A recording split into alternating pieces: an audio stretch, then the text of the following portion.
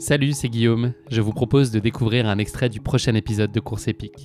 Course épique, c'est chaque semaine un invité, une course, une histoire hors du commun. Je vous donne rendez-vous tous les mercredis pour découvrir un nouvel épisode et vivre une grande et belle histoire de course. Mais avant ça, place à un extrait de notre prochain épisode. On va se mettre à table?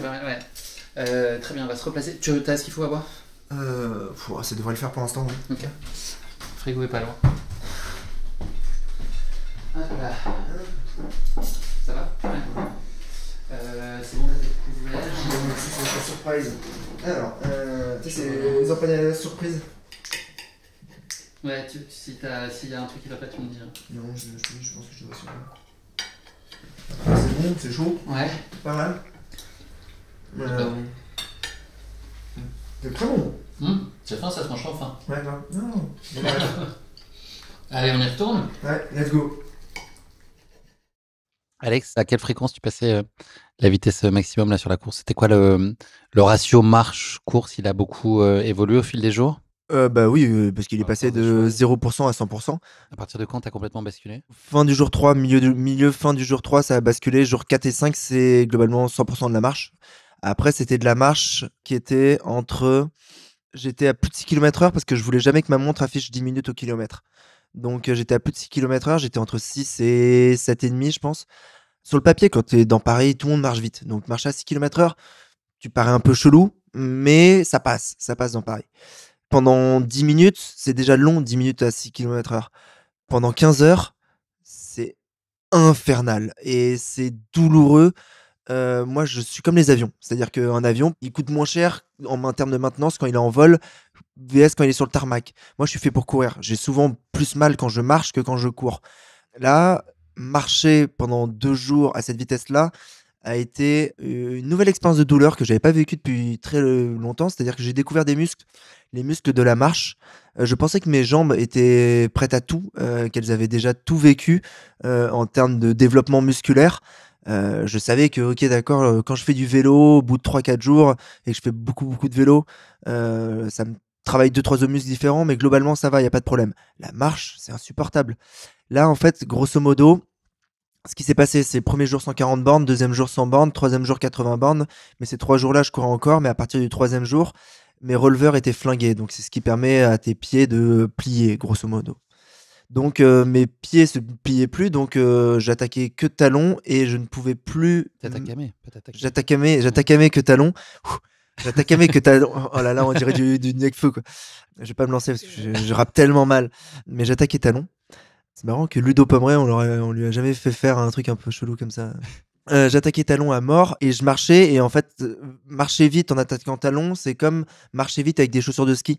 Donc c'était ça pendant 15 heures par jour et le défaut c'est que donc l'attaque talon et le fait que ton pied ne s'adapte pas très bien au sol et qu'il ne rebondit pas, ça me tirait à mort sur le muscle qui est devant le tibia qui va du releveur jusqu'au genou et là c'est parti en les 4 saisons niveau douleur, une sensation d'avoir une je sais pas comment ça s'appelle sur l'archer, ce bout de truc qui permet justement sur le violon de faire du bruit.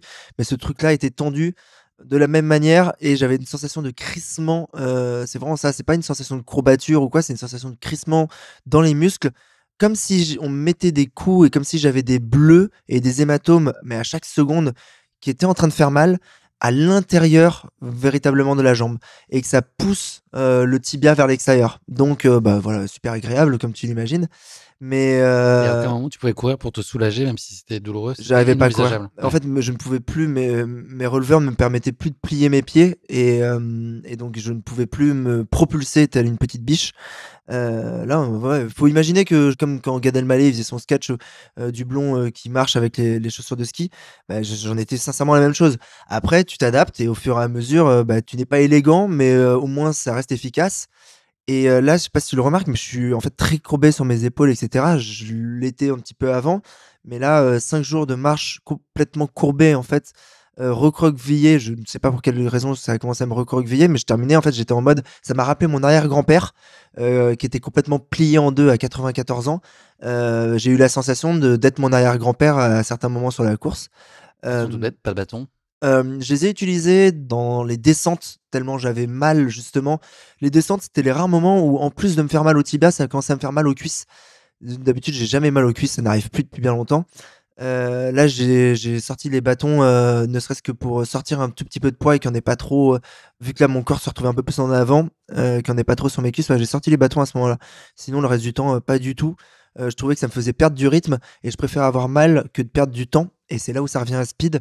J'avais ce truc de en vitesse instantanée et en vitesse au kilomètre, je ne voulais jamais, quand je marchais, en tout cas, je ne voulais jamais voir 10 minutes apparaître. Il fallait que ça soit toujours au-dessous de 10 minutes au kilomètre. Et quand, par mégarde, je dépassais 10 minutes du kilomètre de 20 secondes, 30 secondes, ou que un ravitaillement, je ralentissais un tout petit peu mon pas, parce que je ne m'arrêtais même plus pour me ravitailler, c'est Charlotte qui anticipait, venait vers moi en courant, ou potentiellement venait vers moi dans le désert, m'attrapait, me donnait au fur et à mesure à la vitesse à laquelle j'avançais, c'est-à-dire plus de 6 km/h, elle me donnait les choses à manger et à boire que je mettais dans les différentes poches et elle devait faire ça en même temps qu'aller à 6 km/h. Et je conseille aux gens de le tenter, c'est assez particulier comme exercice.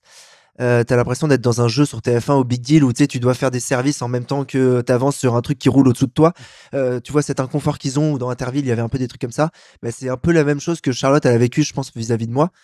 Et oui, et quand je repérais que je perdais ces 20 ou 30 secondes de trop, j'essayais de les rattraper après, donc je me forçais. Et là, tu fais siffler les violons qui sont à l'intérieur de tes tibias, et c'en est parti à des niveaux de douleur pump it up, Et des larmes, je comme crois. jamais.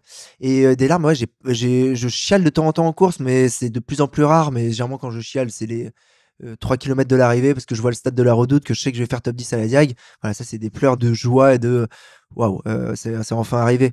Là, c'était des pleurs de douleur, et j'ai des seuils de résistance à la douleur qui est élevé. Et là, c'était je ne peux plus, j'ai mal, j'ai mal.